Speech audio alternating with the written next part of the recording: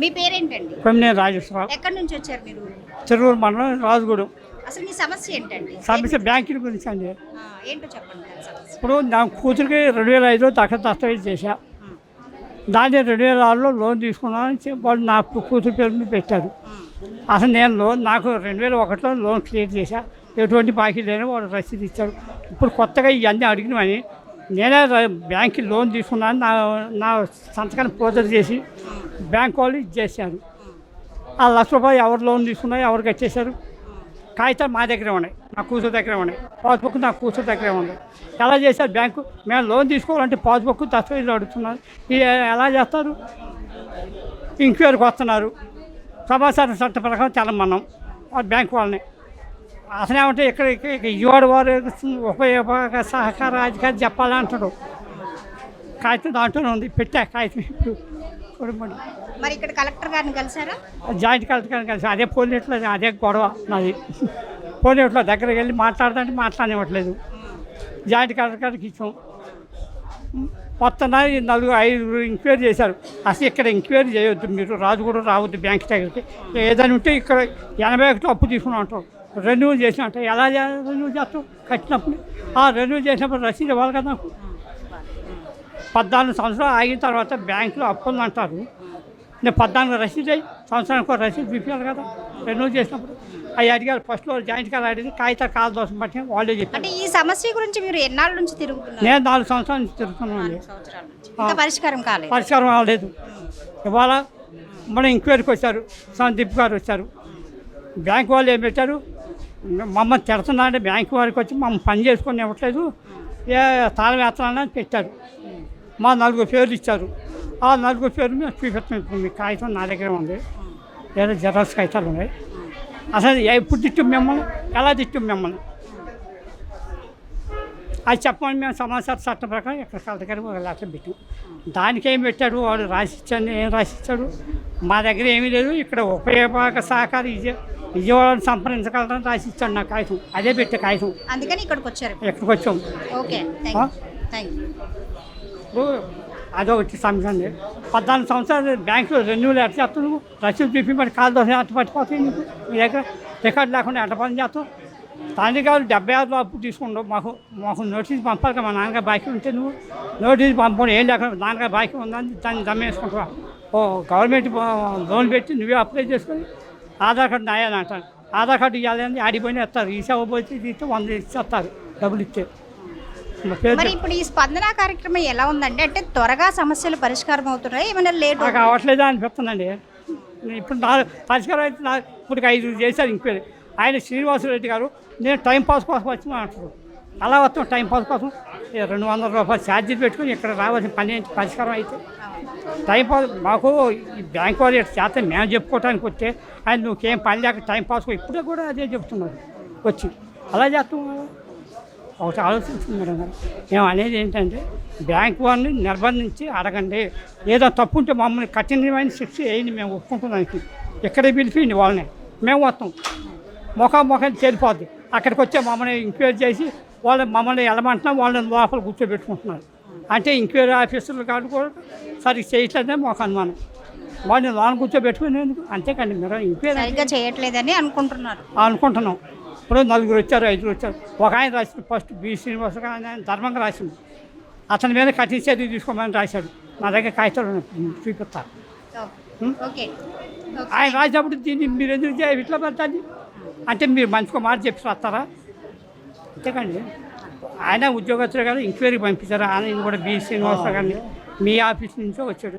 ఆయన ఏం రాసి తప్పు జరిగింది, బ్యాంకు సెక్రటరీ మీద చర్య తీసుకోమని రాశాడు.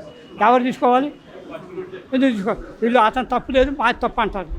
81 నాకు పొలమే లేదు, అప్పు తీసుకోవడం కమిషనర్ గారు రాశారు. అలా రాస్తారు.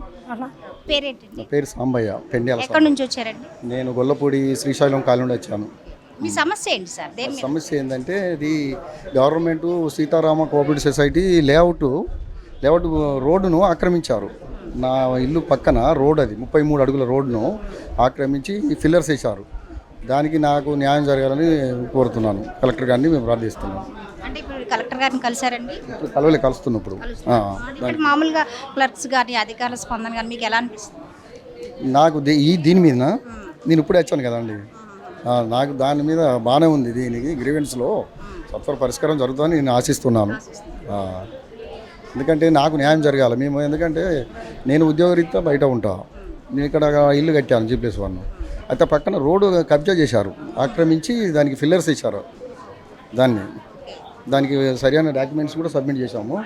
దాని గురించి సత్వర న్యాయం జరగాలని కరెక్ట్గా కోరుతున్నాను. జీ నాగేశ్వరరావు ఎక్కడి నుంచి వచ్చారు? విజయవాడ నుంచి వచ్చాం. మీ సమస్య ఏంటండి? మా సమస్య రేషన్ కార్డు సమస్య అమ్మా. రేషన్ కార్డు సమస్య అంటే నా కార్డులో 3 ఉన్నారు. 3లో నా మిస్సెస్ ఒక 6 months బ్యాక్ చనిపోయారు.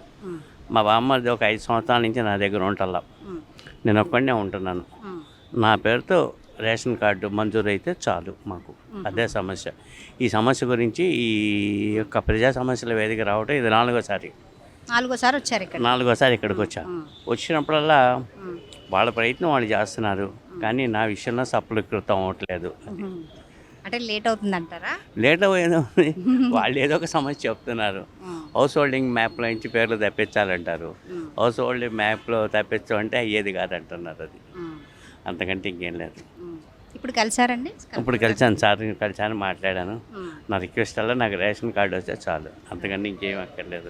మీ పేరేంటి సార్? నా పేరు అట్లూరు చంద్రశేఖరరావు. మీరు ఎక్కడి నుంచి వచ్చారు? మేము వెనకేపాడు. అసలు మీ సమస్య ఏంటి సార్? అది కంచర్ల ఫ్లాట్ కొన్నాం.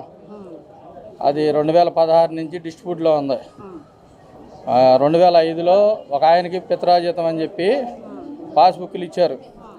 మళ్ళీ ఆయన 2007లో ఒక ఆయనకి చౌదరి గారు అని ఆయనకి అమ్మారు. ఆయనకి పాస్బుక్లు వచ్చినాయి. 2016లో జట్టి భాస్కరం అని ఆయన వచ్చి నాది అని చెప్పి ఆయన పాస్బుక్లు తెచ్చి ఆయన డిస్ట్రిబ్యూట్లో పెట్టారు. అండి నిమ్మల రామాయణ గారికి ఇచ్చొచ్చాం, ఏమి అవలా. మళ్ళీ కలెక్టర్ గారికి ఇచ్చాం, అది ఏమి అవ్వాలా. మళ్ళీ వాళ్ళ కలెక్టర్ గారిని కలుద్దామని వచ్చాం.